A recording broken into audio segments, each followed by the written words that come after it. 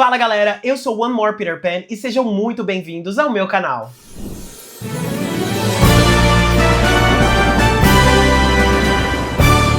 Aqui no One More Peter Pan a gente vai falar muito sobre filmes, séries, livros, animes e tudo que tá rolando de melhor no mundo do entretenimento. Então, se você curte muito tudo isso, não deixa de se inscrever no canal, ativar o sininho para não perder nenhum upload, deixar seu comentário e, obviamente, deixar o seu like pro vídeo ser recomendado para mais pessoas. E sem mais delongas, vamos ao review do terceiro episódio da terceira temporada de A Casa do Dragão.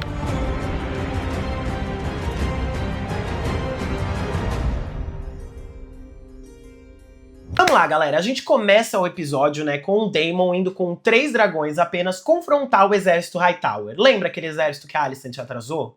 Pois então, o Daemon pede a rendição do Lord Ormond, meio que conta o que tá acontecendo ali pra ele, e pede que ele entregue o Daeron Targaryen. Porque, afinal, ele não pode deixar, né, um montador de dragão dos verdes livre ali ao seu bel prazer para fazer o que bem entender. Mas o Lord Ormond segue o protocolo, entrega o Daeron, que a gente vai falar mais disso ali pra frente, mas pela troca de farpas ali com o Daemon, a gente entende que essa rendição fica um pouco estranha. Até porque o Lord Ormond, ele fala que se fosse por ele lutaria. E se fosse pelo Daemon, ele queimaria todos ali mesmo, sem dar a oportunidade deles se renderem. Disso a gente vai pra Fortaleza Vermelha, e esse episódio vai ser muito focado na nova rainha dos 7 reinos ali. Um elemento que eu queria destacar aqui, muito bacana desse episódio, é o quanto a gente segue o POV da Rhaenyra o tempo inteiro, né? A câmera, ela se posiciona muitas vezes no close, no rosto dela, dos ombros aqui pra cima, no próprio rosto, ou então superior aos ombros dela, aqui olhando pro que ela tá olhando. Então é uma câmera que a gente vai acompanhar a Rhaenyra o episódio inteiro, né? Gente, inclusive, eu falo Rhaenyra aqui, todo mundo fica falando que eu falo Rhaenyra. Que vão falar Rhaenyra de agora em dia? Eu vou falar Rhaenyra, tá? Aí se ficarem reclamando que eu tô falando Rhaenyra, aí não vai dar pra fazer muita coisa, ok? Ok, seguindo o episódio. Então a gente tem essa câmera que acompanha a Rhaenyra no episódio inteiro, seja dando close no rosto dela, seja focando naquilo que ela tá vendo. E é muito interessante porque é como se nós, espectadores, a gente estivesse acompanhando o POV, né, o ponto de vista da rainha a todo momento nesse episódio.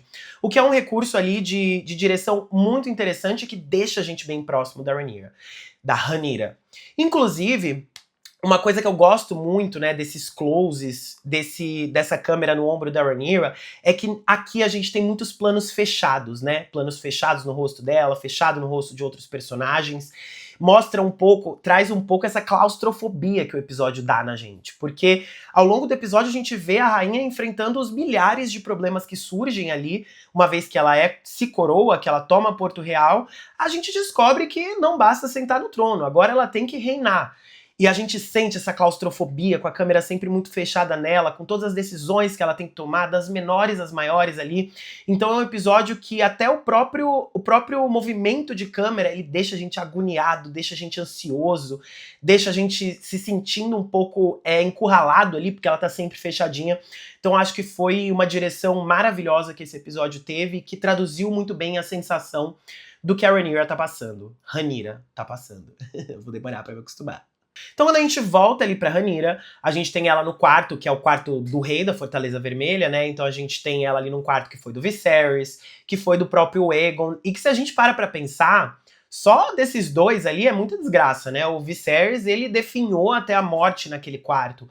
O Aegon ficou à beira da morte também todo definhado e acabado naquele quarto. Então, aquele quarto por si só já tem os fantasmas dos 2 reis anteriores que sofreram muito. Outro recurso interessante que a gente tem aqui, dessa vez não das câmeras, mas da trilha sonora, são as badaladas, né? Ao longo de todo episódio a gente ouve essas badaladas como se fossem sinos, relógio, né? Esses marcadores de tempo, que acho que estão ali pra mostrar como foram essas primeiras 24 horas da Rhaenyra no Trono de Ferro. Então toda vez que a gente se depara com algum conflito, com alguma decisão que ela tem que tomar, a gente tem o som dessa badalada confirmando que, cara, só nas primeiras horas ali do reinado dela a gente já tem uma série de problemas pra resolver. E o episódio começa a listar esses problemas sem nenhum pudor pra gente. Então vamos falar um pouquinho sobre esses problemas que a Rhaenyra enfrenta. O problema mais grave de todos, que é ouro, dinheiro. Já dizia o Tywin Lannister, né? O que ganham as guerras não são dragões, não são homens, o que ganha guerra é o ouro. E o ouro está faltando em demasia ali em Porto Real. Então a Rhaenyra ali descobre que o Tesouro Real não está na Fortaleza Vermelha, que foi inclusive uma jogada ali do Tywin Lannister, né, o mestre da moeda, de dividir o tesouro em diversos lugares ali, e a gente não sabe então onde esse tesouro da coroa tá escondido. E a Rhaenyra tem um monte de coisa para resolver ali ao longo do seu primeiro dia como rainha, que requer ouro, né? Então a gente passa aqui, ela quer ser coroada, ela quer ter um torneio, ela quer ter uma coroação apropriada, ela precisa dar um banquete. Então ela enumera tudo que ela quer fazer ali para se coroar a rainha ali, principalmente aos olhos do povo, só que ela não tem recurso monetário para colocar tudo isso de pé. E aí que os problemas começam. Até porque todo mundo que poderia saber onde esse tesouro está já morreu. Então a coroa, ela tá sem dinheiro para fazer a coroação oficial, legítima ali da Rhaenyra. A gente tem a questão, né, do bloqueio. Beleza, o bloqueio dos Velaryon acabou ali na goela, o comércio já pode voltar a acontecer. Só que não tão rápido, porque a maior parte da frota Velaryon foi destruída na Batalha da Goela. Então até mesmo para os Velaryon irem a Essos buscar suprimentos e voltar primeiro, que eles precisariam ali de dinheiro, de ouro. Segundo, que eles já não têm navios o suficiente. O Corlys perdeu grande parte da frota dele. Então facilmente os navios que sobraram no comércio, né, na ida e vinda de Essos, poderiam muito bem ser atacados por piratas. Então a situação do próprio comércio ainda fica delicada mesmo que o bloqueio naval tenha sido desfeito. Fora o resto da triarquia, que ainda ficou ali em Westeros e que tá saqueando tudo que eles podem. Então a gente tem falta de navios, falta de suprimentos para a capital, os ladrões e piratas ali da triarquia atacando tudo que eles podem, pegando tudo que eles podem. A gente tem o sumiço do tesouro e a incapacidade de se promover uma coroação da rainha. Então, uma das primeiras soluções que a Rhaenyra traz ali no conselho dela é que a gente cobre, então, impostos das grandes casas. Porque como que vai cobrar imposto de um povo que tá passando fome e já não tem nada? Então, ela quer que a gente cobre, que a gente, né, super parte do conselho da rainha. Mas ela quer, então, que o conselho cobre impostos das grandes casas para que ela consiga reconstruir o tesouro ali da coroa por algum tempo. E aí aqui a gente tá falando um pouco dos problemas macro, né, do reino, um problema mais das classes superiores. Mas a gente vem pros problemas menores e que não são tão menores assim. Então a gente tem o problema dos ratos infestando a Fortaleza Vermelha, e a gente sabe que a simbologia dos ratos, né, de sujeira, doença, traição. O castelo está infestado de ratos, porque obviamente o Aegon matou todos os Ratcatchers depois do episódio do sangue do queijo. Não tem mais Ratcatchers ali, né, os caçadores de ratos. E a gente sabe toda a simbologia que esses animais trazem consigo. E além disso, a gente tem o fato dos ratos estarem comendo as ceras das velas, né? Estarem comendo o suprimento de velas. Então, Idade Média, não temos luz elétrica, né, pessoal? Temos velas para iluminar tudo à noite. E os ratos estão comendo as velas, ou seja, como é que vai iluminar um palácio daquele tamanho, com pouca vela, que a gente pode até encarar como um problema pequeno ali, mas diante de todos esses problemas, né, dos menores aos maiores, que a Rhaenyra tem que tentar resolver ali nas suas primeiras horas de governo, ela vai atrás de uma pessoa que está cansada de governar Westeros e que sabe muito bem como fazer o papel, que é a Alicent. Ela vai pedir um conselho para nossa rainha viúva dos verdes. Então a Alicent e a Helaena estão sendo feitas de refém ali, né, prisioneiras. Prisioneira meio premium, né, que vai ter sua própria criada, vai comer, vai vestir, vai tomar banho de boas. Então, prisioneiras premium, porém prisioneiras ali na Fortaleza Vermelha. Mas a Rhaenyra, com esses pretextos todos, né, de meio que atualizar a Alicent do que estava acontecendo, tem esse embatezinho sobre a promessa, e no que a Alicent traz para ela, que ela pode simplesmente anunciar que o Aegon morreu. Então, se a Rhaenyra declarar o Aegon como morto e ele reaparecer depois todo desfigurado, ela pode simplesmente falar que é um farsante ali tentando a sorte e se safar com essa muito bem. Então, um conselho excelente que a rainha viúva dá ali pra Rhaenyra para resolver esse problema de curto prazo. Até porque na série até então, a gente também tem o fato de que o Sunfyre está sendo dado como morto, né? Mas, gente, eu ainda não acredito nisso, né? Porque quem traz essa notícia de novo é a Baela, que estava fazendo uma patrulha ali nas Riverlands não, né, em Pouso de Gralhas, e ela fala que viu o Sunfyre ali morto, se deteriorando. Só que, de novo, a Baela viu isso lá com a Moondancer lá do céu. Ela pode não ter enxergado que o Sunfyre estava morto de fato ou vivo de fato. Mas, enfim, acho muito complicado, acho que eles vão trazer o Sunfyre vivo ainda nessa temporada.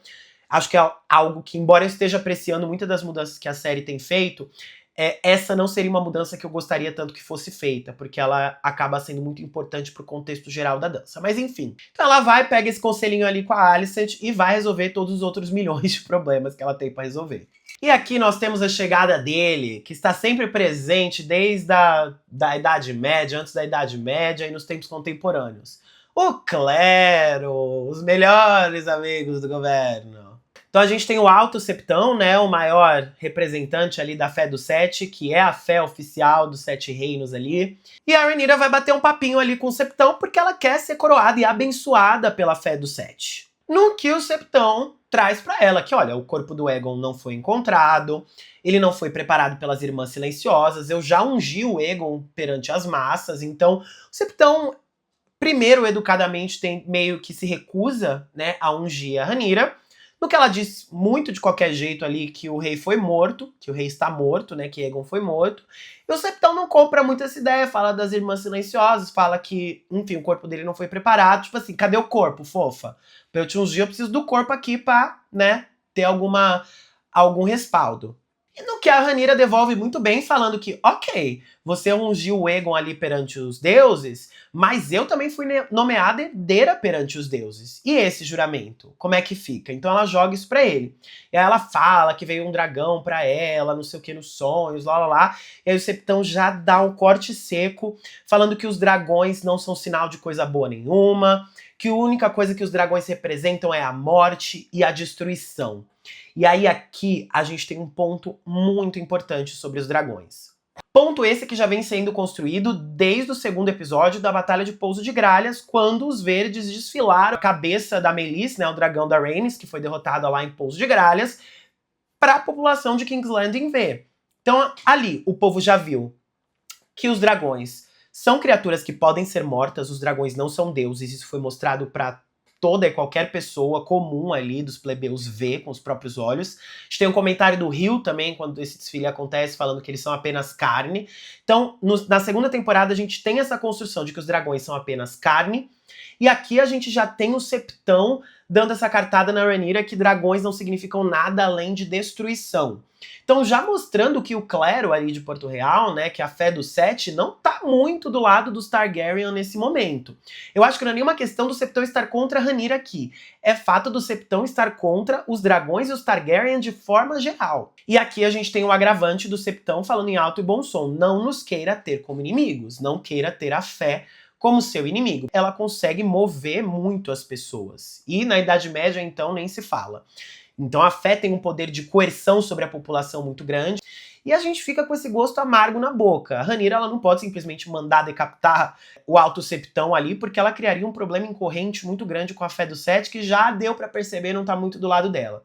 Então, retomando essa situação, a gente tem a população enxergando que os dragões, eles são seres mortais, que eles podem ser mortos. A gente tem a fé colocando os dragões e a dinastia Targaryen nesse lugar de destruição.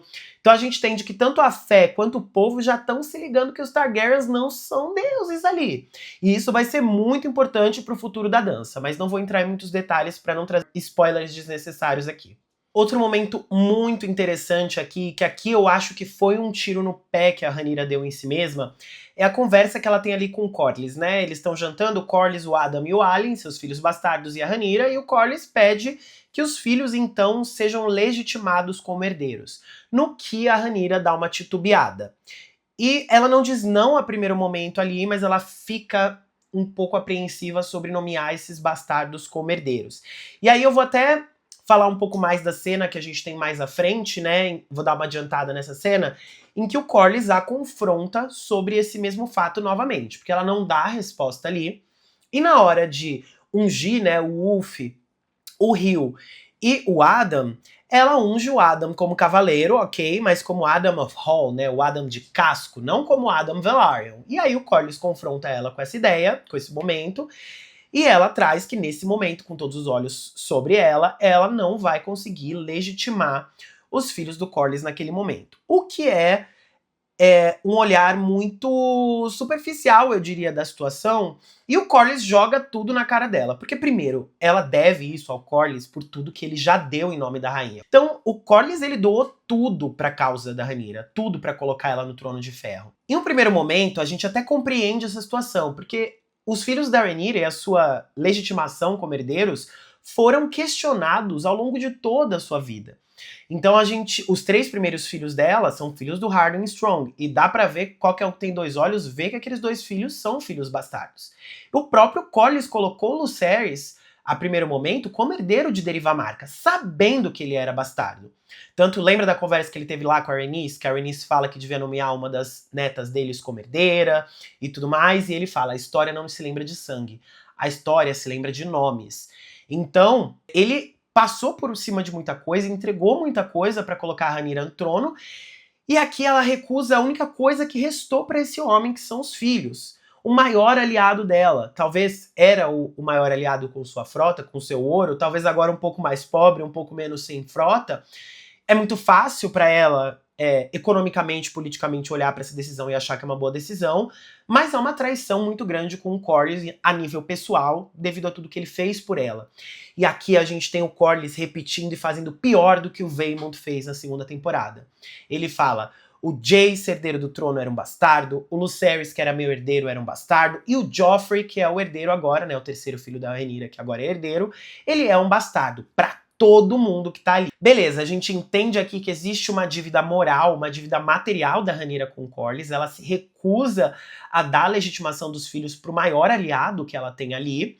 Só que dá pra entender a paranoia da Rhaenyra em relação a isso, não só pelo questionamento que os filhos dela sofreram, mas também quando a gente tem todos os Cavaleiros de Dragão novos, os bastardos, né, as sementes de dragão, sendo ungidas como cavaleiros ali. A gente tem o Ulf, o Hill e o próprio Adam sendo ungidos pelo Daemon como cavaleiros ali, e quando ela vira e pra se dirigir ao Ulf, ela vira e fala, como você quer ser conhecido? No que ele retorna falando, Targaryen, que é o grande sonho da vida do Ulf, né? Ele fala pra todo mundo que ele é filho do Baelon, que ele é meio irmão ali do Daemon e do Viserys, piriri pororó, nas noites de bebedeira dele lá em Porto Real. E a Rhaenyra fala, nem pensar, não tem como, meu amor, não tem como eu te nomear aqui Targaryen, fora de cogitação. E aí ele fala White, né, talvez para lembrar os cabelos brancos dos Targaryen ali, o mais próximo que ele conseguiu de alcunha ali da verdadeira herança familiar que ele tem.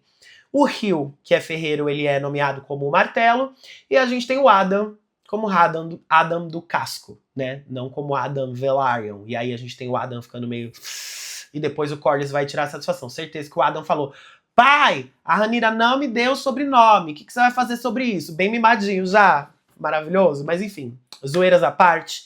Aqui a gente também tem um problema sério sobre bastardia. Bastardia, gente, pode parecer uma coisa pequena, mas até dentro da história, né, do universo de Gelo e Fogo, a gente vai ter muitos problemas decorrentes da bastardia daqui pra frente no mundo de Westeros.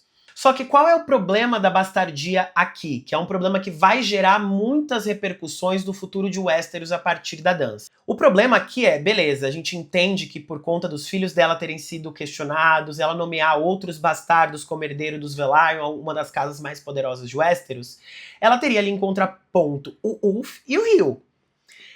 Que também, uma vez que o Adam fosse Velaryon, eles iam se sentir no direito de serem nomeados Targaryen também. Agora, o problema de bastardia vai ser um problema recorrente ali nos Sete Reinos, gente. É muito complicada essa questão, não só por conta dos filhos da Rhaenyra, mas também por causa das sementes de dragão, que por terem um dragão na mão, eles vão se sentir empoderados para fazer muita coisa daqui pra frente também. Fora que o Ulf tem sido constantemente humilhado pelo Daemon. E algo muito interessante aqui, né, a gente tem o primeiro momento da Rhaenyra como rainha coroada, ouvindo as petições do povo, né, quando ela senta no trono, ouve a galera ali do povo reclamando e faz alguma coisa ou não para ajudá-los. A gente tem a Rhaenyra menstruando, né, então que é um contraste muito interessante ali que a gente tem, né, que além de tudo que ela tem que lidar, ela ainda tem que lidar com a questão da menstruação ali, como outros reis, todos os outros reis nunca tiveram que lidar com esse problema, para além dos problemas do reino ali, então acho muito interessante colocar ela nessa posição de poder, ao mesmo tempo que a menstruação ali vem junto, ou seja, a rainha não tem paz, gente.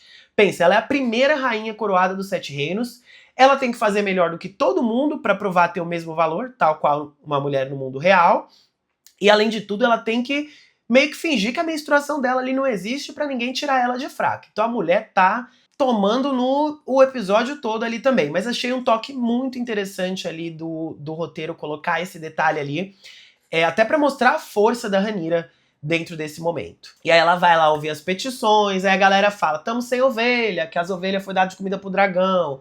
Tamo sem lã, porque não tem ovelha, não tem lã. Talvez tivesse sido mais inteligente, né, tirar a lã da ovelha antes de dar de presente ali pro dragão comer. E chega a Sylvie, que é uma personagem aqui muito importante, uma grande representante do impacto que a Rhaenyra teve na capital enquanto ela estava fora, né, de atiçar o povo contra o Aegon. E ela fala, olha, Rhaenyra, é o seguinte, os ricos, quando houve o bloqueio ali, os ricos compraram tudo, estocaram todos os alimentos e deixaram a gente passando fome aqui. E nós, plebeus, estamos passando fome enquanto eles todos estão com os estoques deles lotados de comida.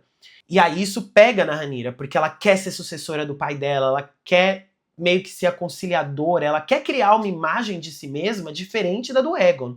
Então ela não pode deixar essa situação passar impune aqui.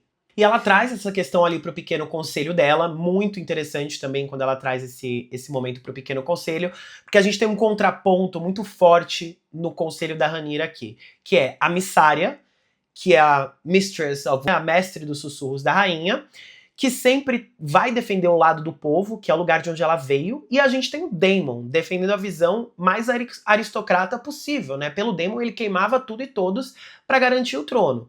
E a Missária já não é tão assim, o Daemon não tá nem aí pro povo e a Missária tá. Então a gente tem esse embate de conselhos entre a Missária e o Daemon, que uma é amante da Rhaenyra, né? A gente pode dizer que sim, talvez. E o Daemon, que é o marido dela, como duas forças muito próximas e íntimas à rainha, e com ideais completamente opostos sobre o que ela quer fazer como governante. E é muito legal como esse conflito, ele acontece não só no plano mental da Rhaenyra, né, no plano de reflexão dela, como na vida real, sendo representada por essas duas pessoas que ela confia muito no conselho. Então ela tem um conflito interno e um conflito externo representado por essas pessoas, que é um jogo muito interessante ali do roteiro. E a Missária meio que ganha essa discussão falando o que seu pai faria. Rhaenyra pensa e fala, meu pai faria um banquete.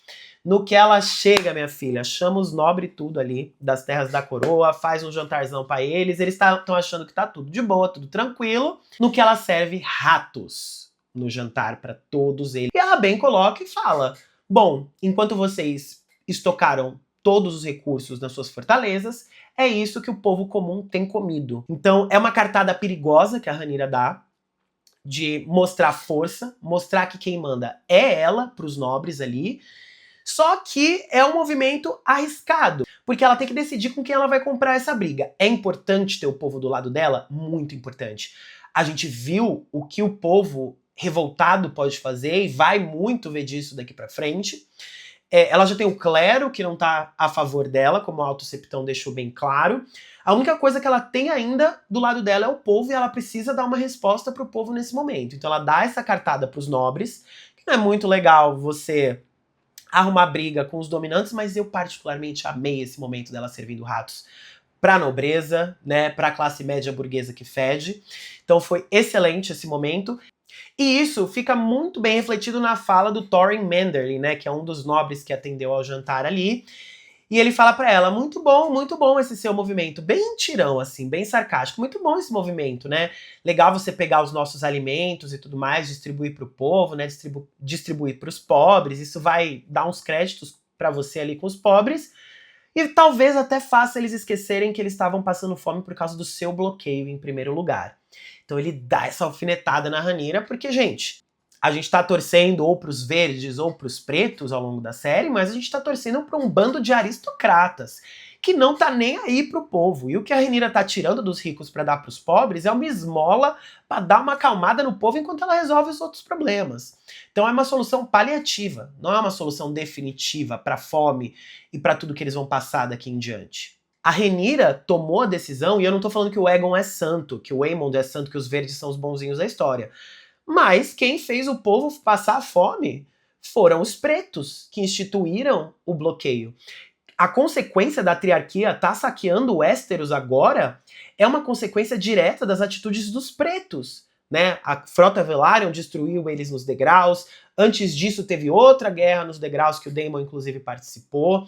Então a triarquia também está em Westeros por causa dela. Então ela força os verdes em um determinado momento a fazer uma aliança ali com a triarquia, mesmo que uma aliança falida ali, e que eles perceberam que não foi uma boa aliança ali muito tarde. E aqui a gente tem uma série de conflitos já anunciados. O conflito de como ela vai resolver essa questão com o povo, como ela vai resolver essa questão com os nobres, como ela vai resolver essas questões com o clero. Então, há muitas amizades barra inimizades sendo feitas aqui todas ao mesmo tempo. A mancada que ela deu com o próprio Corlys Velaryon aqui, que vai custar caro pra ela. Então, o tabuleiro de xadrez não tá tão ganho pro lado dos pretos e pro lado da Rhaenyra, como a gente pode perceber, e vai piorar. Tudo em Game of Thrones e A Casa do Dragão pode piorar, a gente sabe. Mas então a gente tem a Rhaenyra indo lá distribuir alimentos pros pobres, né? Os alimentos que ela pegou dos estoques dos ricos. Ela fica em frente ao septo de Baelor, né? Que é o monumento da fé dos Sete Reinos ali em Porto Real, distribuindo esses alimentos pros pobres. Ela é aclamada, né? Ela se coloca ali como o pai dela. E é uma cena muito bonita ali, né? Porque ela se coloca diante do septo, meio que desafiando a fé. Até a Messiah fala, né? Se o septo não vai te ungir como rainha, deixe que o povo faça isso. Então ali ela tá tentando, já que ela criou inimizade com toda a nobreza, agora ela tá tentando ganhar a confiança do povo, e é isso que ela faz, distribuindo esses alimentos ela mesma. Por fim, a gente tem outra interação muito interessante, de novo, né? Messiah e Daemon sempre sendo colocados como esses contrapontos no Conselho da Rainha. A gente tem a Messiah trabalhando com a Rhaenyra para distribuir alimentos com os pobres, e a gente tem uma conversa do Daemon com a Rhaenyra, de novo, falando de profecia, que acho que ninguém aguenta mais eles falando de profecia, mas ok. Falando que o Aegon Conquistador tinha 3 dragões, ela tem 6, ela pode fazer o que ela quiser, ela pode governar e conquistar Dorne, ela pode conquistar cidades livres, aquele pensamento bem megalomaníaco de quem tem os dragões na mão e que não tá nem aí se vai ter que queimar meio mundo pra ser o rei das cinzas. Tal qual, no final das contas, a Daenerys se tornou ali na série de Game of Thrones. E que tomara que o Martin corrija isso depois. Mas aí a gente tem de novo esse contraponto. O Daemon, ele não tá nem aí se ele tiver que queimar tudo e todos. Ele já tá pensando, ele não tá pensando em resolver os problemas ali de King's Landing, do povo A, do povo B, do povo C, de quem tá passando fome e quem não tá. O Daemon não se importa, ele é um aristocrata, gente. Ele não tá nem aí pra esses problemas. Pra ele, basta botar respeito com os dragões, queimar tudo que tá resolvido. Coisa que a Rhaenyra não vai fazer, não é da índole dela fazer.